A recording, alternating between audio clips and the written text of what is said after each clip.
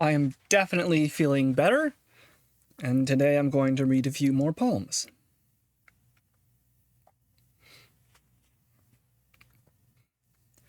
This I beheld, or dreamed it in a dream.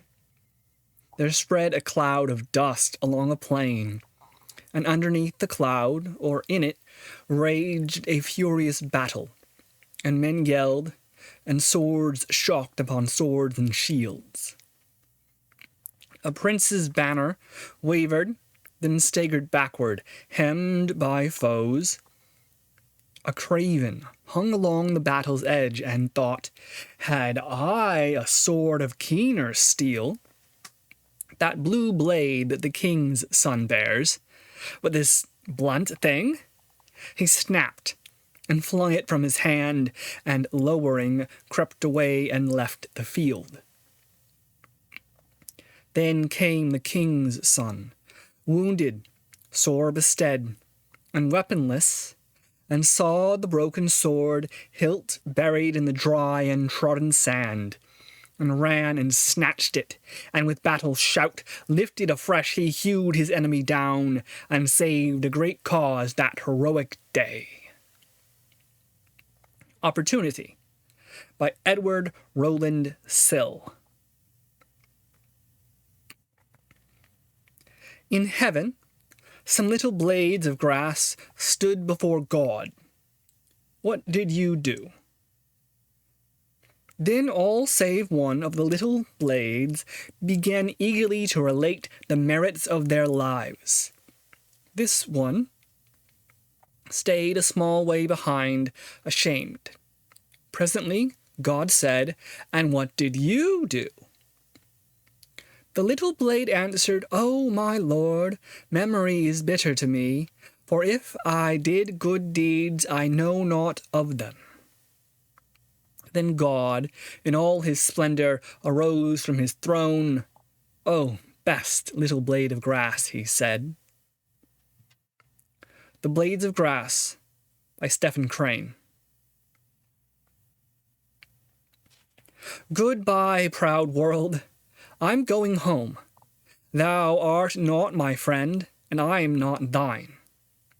Long through thy weary crowds I roam, a river arc on the ocean brine. Long I've been tossed like the driven foam, but now, proud world, I'm going home. Goodbye to flattery's fawning face, to grandeur with his wise grimace, to upstart wealth's averted eye, to supple office low and high, to crowded halls, to courts and street, to frozen hearts and hasting feet. To those who go and those who come, goodbye, proud world, I'm going home. I am going to my own hearthstone, bosomed in yon green hills alone, a secret nook in a pleasant land, whose groves the frolic fairies planned, where arches green the livelong day echo the blackbird's roundelay, and vulgar feet had never trod a spot that is sacred to thought and God. Oh, when I am safe in my sylvan home, I tread on the pride of Greece and Rome. And when I'm stretched beneath the pines, where the evening star so wholly shines, I laugh at the lore and the pride of man, at the sophist schools and the learned clan. For what they are in their high conceit, when man in the bush with God may meet.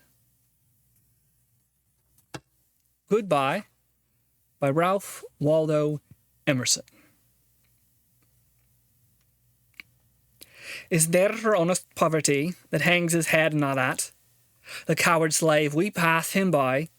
We dare be poor for all that.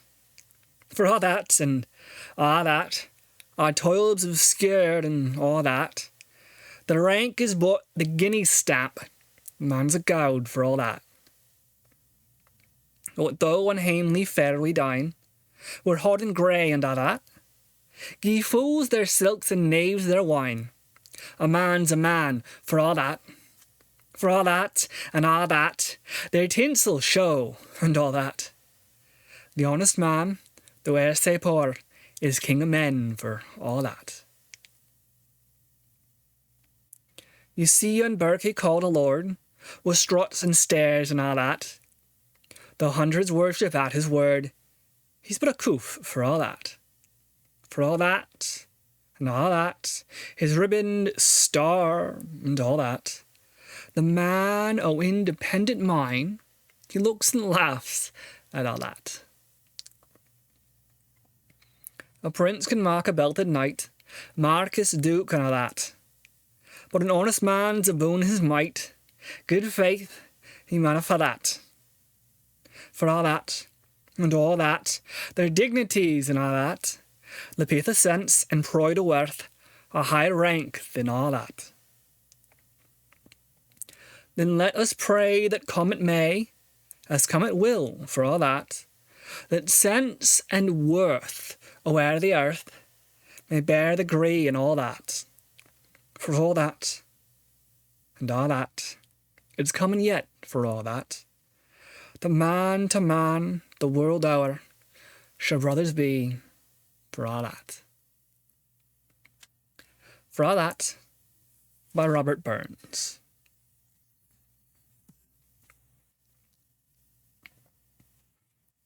Remember now thy Creator in the days of thy youth. Will the evil days come not, nor the years draw nigh, when thou shalt say, I have no pleasure in them? Will the sun, or the light, or the moon, or the stars be not darkened, nor the clouds return after the rain? In the day when the keepers of the house shall tremble, and the strong men shall bow themselves, and the grinders cease because they are few, and those that look out of the windows be darkened, and the doors shall be shut in the streets, when the sound of the grinding is low, and he shall rise up at the voice of a bird, and all the daughters of music shall be brought low. Also, when they shall be afraid of that which is high, and fears shall be in the way. And the almond tree shall flourish, and the grasshopper shall be a burden, and desire shall fail. Because man goeth to his long home, and the mourners go about the streets. Wherever the silver cord be loosed, wherever the golden bowl be broken, or the pitcher be broken at the fountain, or the wheel broken at the cistern, then shall the dust return to the earth as it was, and the spirit shall return unto God who gave it. Is this from the Bible? Remember now thy Creator, Ecclesiastes 12. I saw eternity the other night, like a great ring of pure and endless light, all calm, as it was bright, and round beneath it time, in hours, days, years, driven by the spheres, like a vast shadow moved in which the world and all her train were hurled. It's a piece from The World by Henry Vogger. Out of the dust a shadow, then a spark. Out of the cloud a silence, then a lark. Out of the heart a rapture, then a pain. Out of the dead, cold ashes, life again. Evolution by John B. Tabb.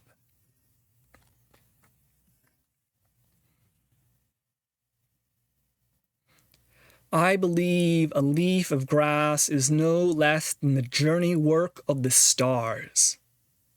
And the pismire is equally perfect, and a grain of sand, and the egg of the wren. And the tree toad is the chef d'oeuvre of the highest, and the running blackberry would adorn the parlours of heaven. and the narrowest hinge in my hand puts to scorn all machinery, and the cow crunching with depressed head surpasses any statue, and a mouse is miracle enough to stagger sextillions of infidels. A piece titled Miracles from Song of Myself by Walt Whitman. I think that's much long. I have the complete version somewhere. Smoothing a cypress beam with a scarred hand, I saw a carpenter in a far land. Down past the flat roofs poured the white sun, but still he bent his back, the patient one. And I paused, surprised in that queer place, to find an old man with a haunting face. Who art thou, carpenter of the bowed head, and what buildest thou? Heaven, he said. The Builder, by Willard Wattles. The world is too much with us. Late and soon, getting and spending, we lay waste our powers. Little we see in nature that is ours. We have given our hearts away, a sordid boon. The sea that bears her bosom to the moon, the winds that will be howling at all hours, are upgathered now like sleeping flowers. For this, for everything, we are out of tune. It moves us not. Great God! I'd rather be a pagan suckled than a creed outworn. So might I, standing on this pleasant lea, have glimpses that would make me less forlorn, have sight of Proteus rising from the sea, or hear old Triton blow his wreathed horn. The World is Too Much With Us, by William Wordsworth.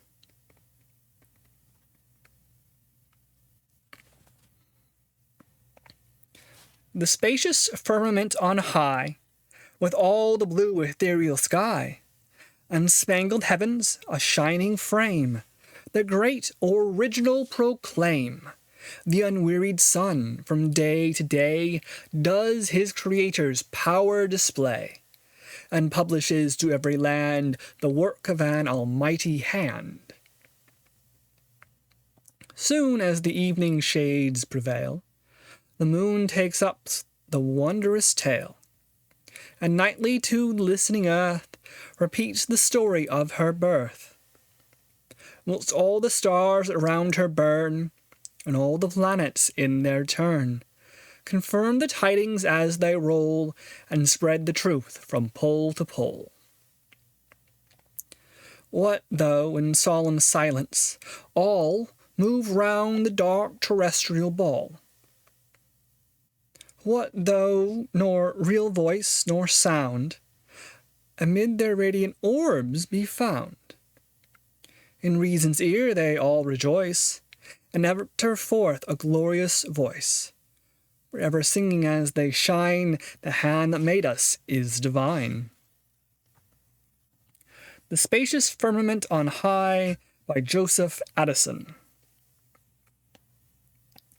In an age of fops and toys, wanting wisdom, void of right, who shall nerve heroic boys to hazard all in freedom's fight? Break sharply off their jolly games, forsake their comrades gay, and quit proud homes and youthful dames for famine, toil, and fray. Yet on the nimble air benign speed nimbler messages that waft the breath of grace divine to hearts in sloth and ease.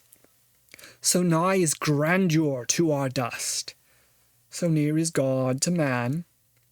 When duty whispers low, thou must, the youth replies, I can.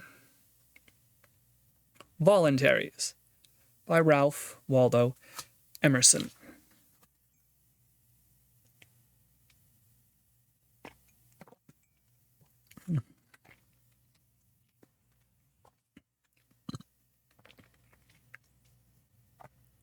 thou still unravished bride of quietness, thou foster child of silence and slow time, sylvan historian, who canst thus express a flowery tale more sweetly than our rhyme. What leaf-fringed legend haunts about thy shape, of deities or mortals or of both, in Tempe or the dales of Arcady? What men or gods are these? What maidens loth? What mad pursuit? What struggle to escape? What pipes and timbrels? What wild ecstasy? Heard melodies are sweet, but those unheard are sweeter. Therefore, ye soft pipes, play on, not to the sensual ear, but, more endeared, piped to the spirit, ditties of no tune. Fair youth, beneath the trees, thou canst not leave thy song, nor ever can those trees be bare. Bold lover, never, never canst thou kiss, though winning near the goal. Yet do not grieve, she cannot fade, though thou hast not thy bliss. For ever wilt thou love, and she be fair. Ah, happy, happy boughs that cannot shed your leaves, nor ever bid the spring adieu. And happy melodist unwearied, forever piping songs forever new.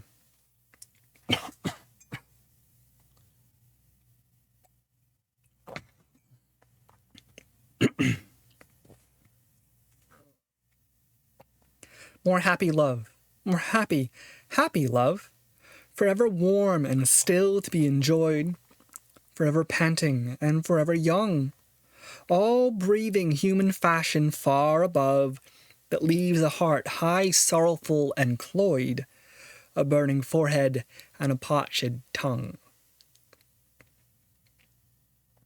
Who are these coming to the sacrifice?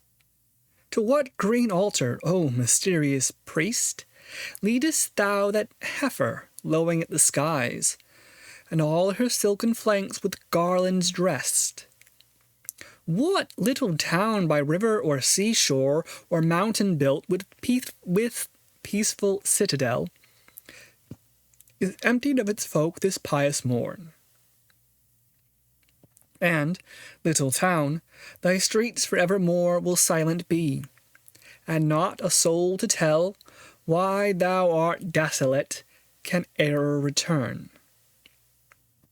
O Attic shape, fair attitude, with breed of marble man and maidens overwrought, with forest branches and the trodden weed, thou, silent form, dost tease us out of thought as doth eternity, cold pastoral. When old age shall this generation waste, thou shalt remain, in midst of other woe than ours, a friend to man, to whom thou sayest, beauty is truth, truth, beauty. That is all ye know on earth, and all ye need to know. Ode to a Grecian Urn by John Keats. Ode on a Grecian Urn by John Keats.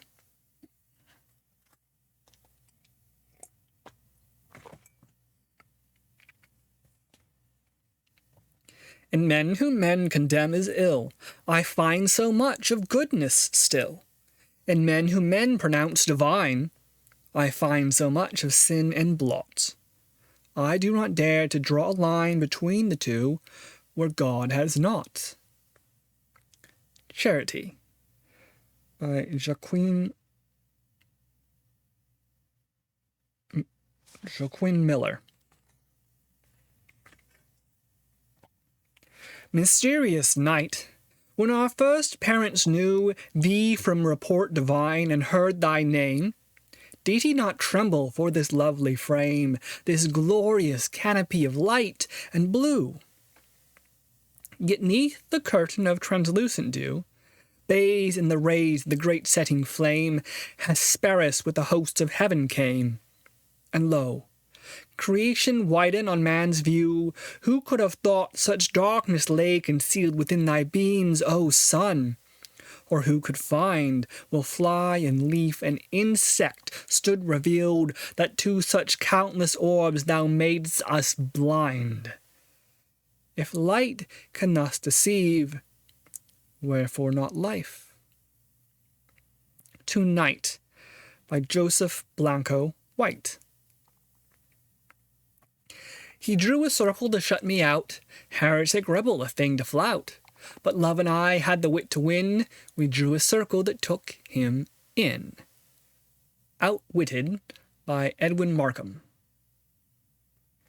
I've memorized that one. For all your days prepare, and meet them ever alike. When you were the anvil bear, when you were the hammer, strike. Preparedness by Edwin Markham.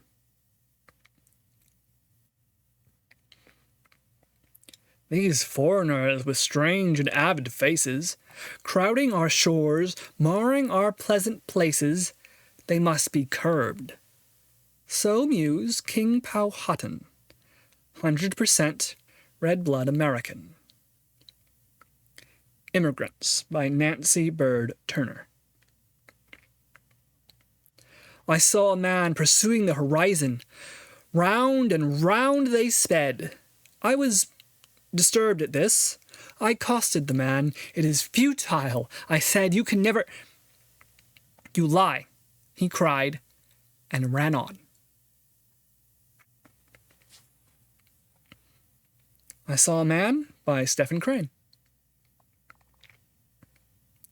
A fire mist and a planet, a crystal and a cell, a jellyfish and a saurian, and caves where the cavemen dwell. Then a sense of law and beauty, and a face turned from the clod. Some call it evolution, and others call it God. A haze in the far horizon, the infinite tender sky, the ripe, rich tint of the cornfields, and the wild geese sailing high. And all over upland and lowland, the charm of the golden-rod. Some of us call it autumn, and others call it God. Like tides on a crescent sea beach, when the moon is new and thin, into our hearts high yearnings come welling and surging in. Come from the mystic ocean, whose rim no foot has trod. Some of us call it longing, and others call it God. A picket frozen on duty, a mother starved for her bread, Socrates drinking the hemlock, and Jesus on the rood, and millions who, humble and nameless, the straight, hard pathway plod. Some call it consecration, and others call it God. Each in his own tongue, by William Herbert Caruth.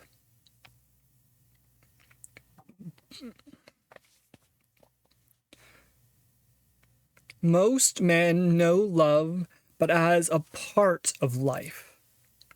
They hide it in some corner of the breast, even from themselves. And only when they rest in the brief pauses of that daily strife, wherewith the world might else be not so rife, they draw it forth, as one draws forth a toy to soothe some ardent kiss-exacting boy, and hold it up to sister, child, or wife. Ah, me, why may not love and life be one? Why walk we thus alone, when by our side love, like a visible God, might be our guide? How would the marts grow noble, and the street, worn like a dungeon floor by weary feet, seem then a golden courtway of the sun. Quarterzane by Henry Timrod.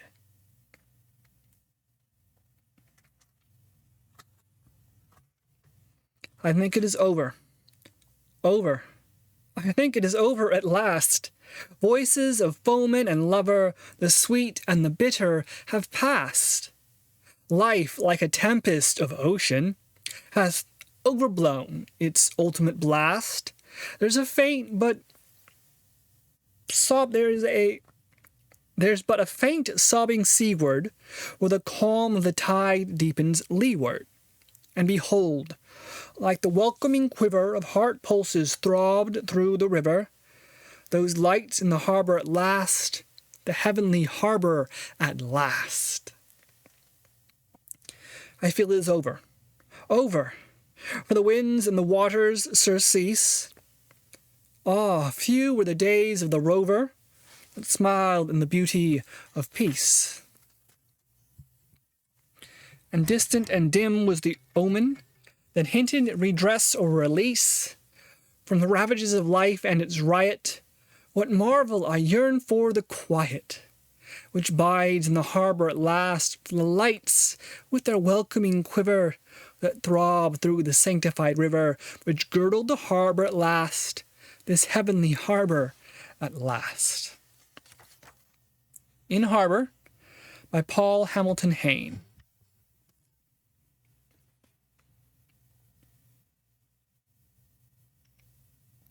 My enemy came nigh, and I stared fiercely in his face. My lips went writhing back in a grimace, and stern I watched him from a narrowed eye. Then, as I turned away, my enemy, that bitter heart and savage, said to me, "Some day when this is past, when all the arrows that we have are cast, we may ask one another why we hate, and fail to find a story to relate.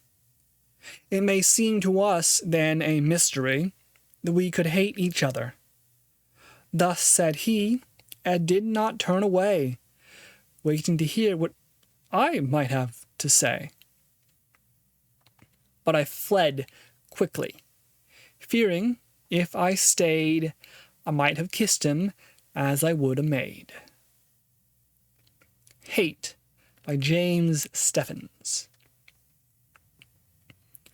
Somewhere, in desolate wind-swept space, in twilight land, in no man's land, two hurrying shapes met face to face, and bade each other stand. "And who are you?" cried one agape, shuddering in the gloaming light. "I know not," said the second shape. "I only died last night." Identity by Thomas Bailey Aldrich. Honor and shame from no condition rise. Act well your part, there all the honor lies. Fortune in men has some small difference made.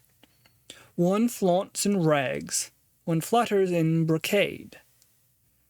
The cobbler aproned and the parson gowned, the friar hooded and the monarch crowned. What differ more, you cry, than crown and cowl? I'll tell you, friend, a wise man and a fool. You'll find if once the monarch acts the monk, or cobbler-like, the parson will be drunk. Worth makes the man, and want of it the fellow. The rest is all but leather or prunella. A piece named here, Worth Makes the Man, from an essay on man by Alexander Pope, which is quite a bit longer than this.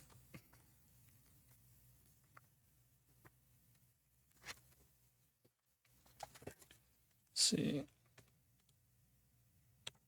Oh, I've got a few more pages.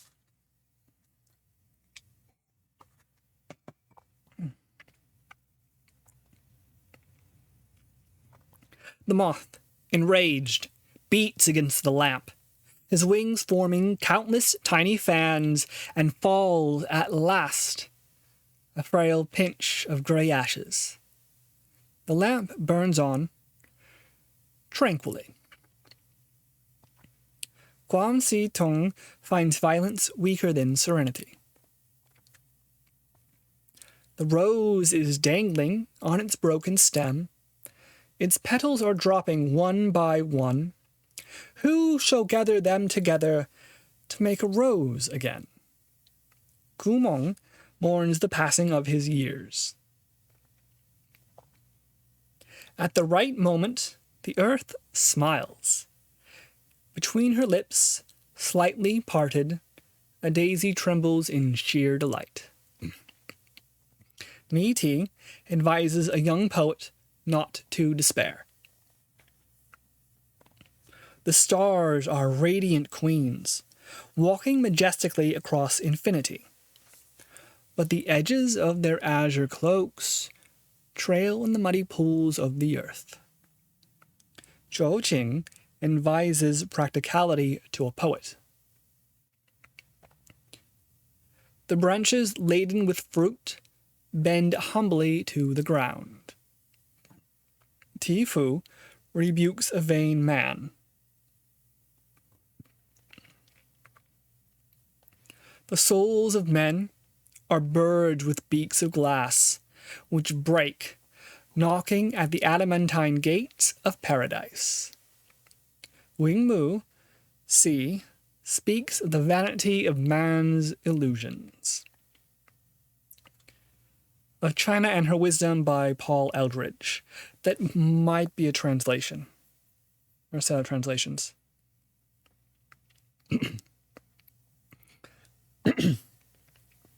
Or maybe he was a man who visited China. I'm not sure. I hear the wings, the winds, and the river pass, and toss the fretful book upon the grass. Poor book, it could not cure my soul of aught. It has itself the old disease of thought. Out of Doors by Walter Conrad Ahrensberg.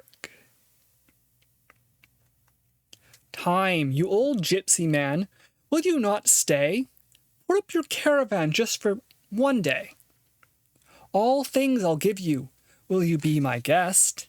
Bells for your jennet, of silver the best. Goldsmiths shall beat you a great golden ring. Peacocks shall bow to you, little boys sing. Oh, and sweet girls will festoon you with May. Time, you old gypsy, why hasten away? Last week in Babylon, last night in Rome, morning and in the crush under Paul's dome.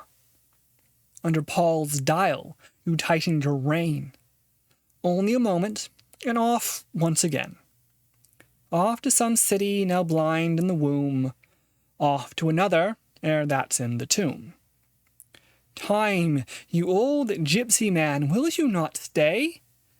Put up your caravan just for one day. Time, you old gypsy man, by Ralph Hodgson. As I came down into the place of Spain, above the motors tooting in the streets, I heard a voice that asked, well, who was Keats? In the best accent of Nebraska's plain, a thin but rigid female who in vain perused her Baedeker's close-printed sheets, answered, an Irish poet, scattering sweets of information to the vast inane. Who was he? A voice forgotten in some quarters, apparently. The mortal lyric cry, stilled by the house where the man came to die. A lost identity of long ago, music and love quenched by the many waters. Who was he? Do the critics really know? Fame by Leonard Bacon. Oh, there were lights and laughter, and the motions to and fro of people as they enter and people as they go. And there were many voices vying at the feast, but mostly I remember yours, who spoke the least. Voices by Witter Brenner. Avoid the reeking herd, shun the polluted flock. Live like that stoic bird, the eagle of the rock. The huddled warmth of crowds begets and fosters hate. He keeps above the clouds his cliff inviolate. When flocks are folded warm and herds to shelter run, he sails above the storm, he stares into the sun. If, in the eagle's track, your sinews cannot leap, avoid the lathered pack, turn from the steaming sheep. If you would keep your soul from spotted sight or sound, live like the velvet mole, go burrow underground. And there hold intercourse with roots of trees and stones, with rivers at their source and disembodied bones. The Eagle and the Mole by Eleanor Wiley.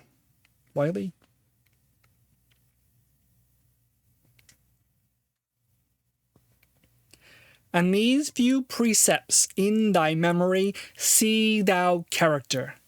Give thy thoughts no tongue, nor any unproportioned thought his act. Be thou familiar, but by no means vulgar. The friends thou hast, and their adoption tried, grapple them to thy soul with hoops of steel. But do not dull thy palm with entertainment of each new, hatched, unfledged comrade. Beware of entrance to a quarrel, but, being in, bear't that the opposed may beware of thee. Give every man thine ear, but few thy voice. Take each man's censure, but reserve thy judgment. Costly thy habit as thy purse can buy, but not expressed in fancy, rich, not gaudy. For the apparel oft proclaims the man, and they in France the best rank and station are most select and generous chief in that. Neither a borrower nor a lender be, for loan oft loses both itself and friend, and borrowing doles the edge of husbandry. This above all to thine own self be true. And it must follow, as the night the day, thou canst not then be false to any man. Farewell, my blessing season this in thee. Polonius's Advice to Laertes by William Shakespeare. I want to say it's from Hamlet when Polonius is sending his son Laertes from Denmark to France. But I may have the play wrong. It's been a while.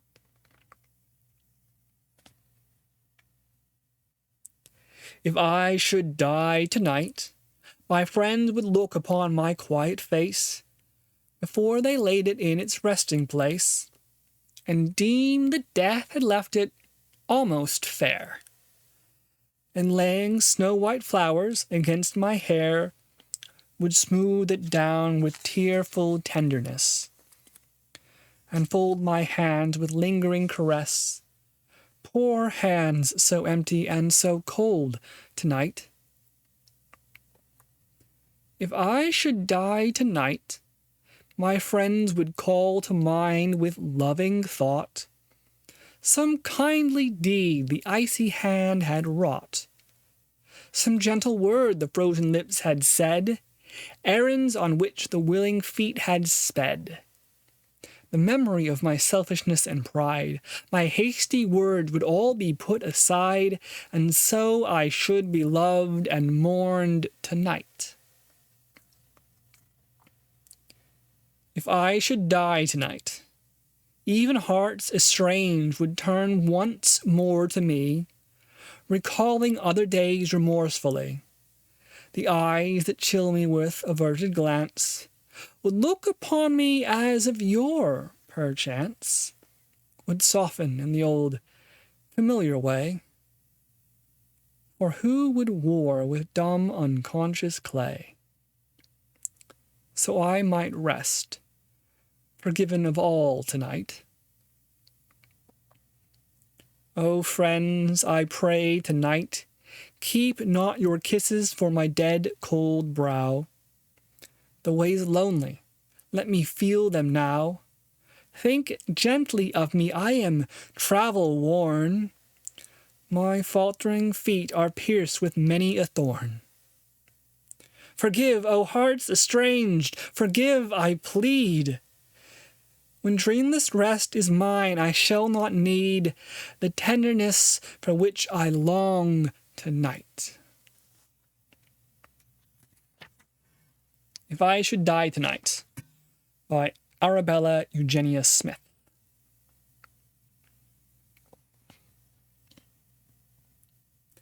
If you can keep your head when all about you are losing theirs and blaming it on you, if you can trust yourself when all men doubt you, but make allowance for their doubting too, if you can wait and not be tired by waiting, or being lied about, don't deal in lies, or being hated, don't give way to hating, and yet don't look too good, nor talk too wise. If you can dream, and not make dreams your master, if you can think, and not make thoughts your aim, if you can meet with triumph and disaster, and treat those two impostors just the same, if you can bear to hear the truth you've spoken, twisted by knaves to make a trap for fools, or watch the things you gave your life to broken, and stoop and build them up again with worn-out tools. If you can make one heap of all your winnings, and risk it all in one turn of pitch and toss, and lose and start again at your beginnings, never say a word to any about your loss. If you can force your heart and nerve and sinew to serve your turn long after they are gone, and so hold on when there is nothing in you except the will which says to them, hold on. If you can talk with crowds and keep your virtue, or walk with kings nor lose the common touch, if neither foes nor loving friends can hurt you, foemen count with you, but none too much. If you can fill the unforgiving minute with 60 seconds worth of distance run, yours is the earth and everything that's in it, and, which is more, you'll be a man, my son. If, by Rudyard Kipling.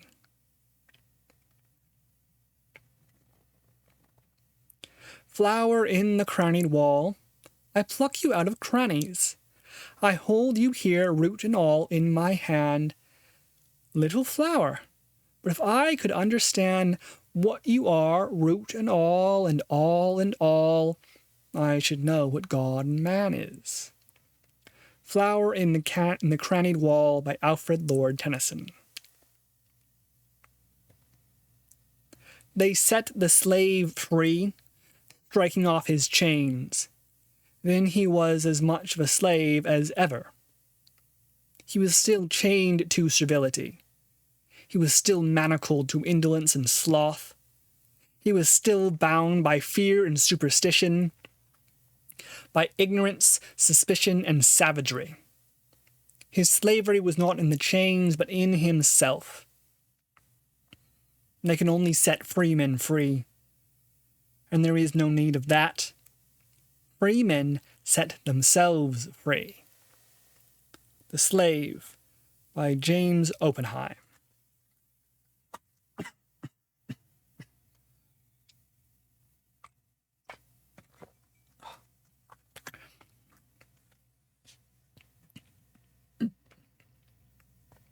Into the woods my master went, clean forspent, forspent.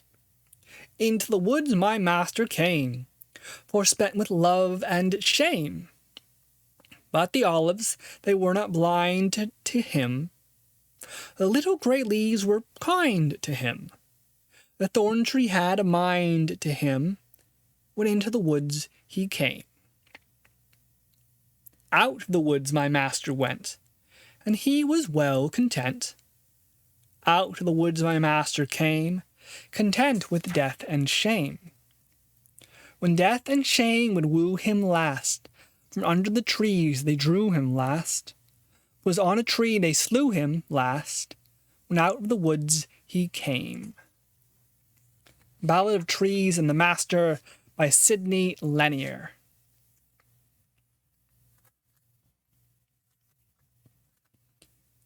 Let me but do my work from day to day, in field or forest, at the desk or loom, in roaring marketplace or tranquil room.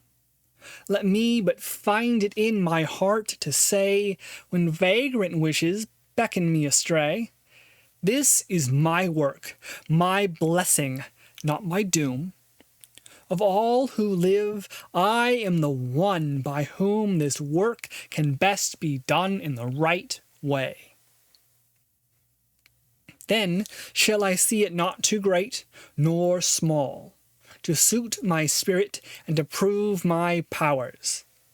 Then shall I cheerful greet the labouring hours, and cheerful turn the long shadows fall at eventide to play and love and rest, because I know for me my work is best. Work by Henry Van Dyke. Daughters of time, the hypocritic days, muffled and dumb like barefoot dervishes, and marching single in endless file, bring diadems and faggots in their hands. To each they offer gifts after his will. Bread, kingdoms, stars, and sky that holds them all. I, in my pleached gardens, watched the pomp, forgot my morning wishes, hastily took a few herbs and apples, and the day turned and departed silent. I, too late, under her solemn fillet, saw the scorn. Days by Ralph Waldo Emerson. I saw with open eyes singing birds sweet, sold in the shops for the people to eat, sold in the shops of Stupidity Street. I saw in a vision the worm in the wheat, and in the shops nothing for people to eat, nothing for sale in Stupidity Street. Stupidity Street by Ralph Hodgson. The pedigree of honey does not concern the bee. A clover at any time to him is aristocracy. Pedigree by Emily Dickinson.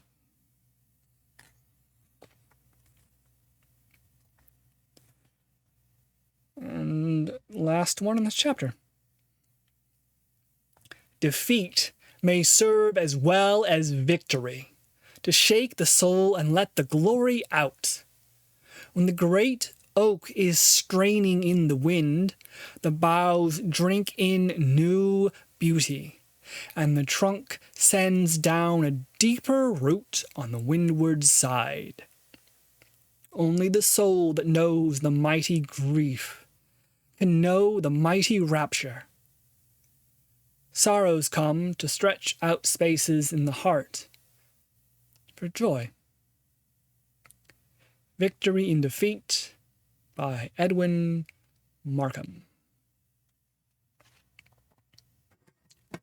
That is the chapter Well of Wisdom in Poems for Modern Youth. This book here.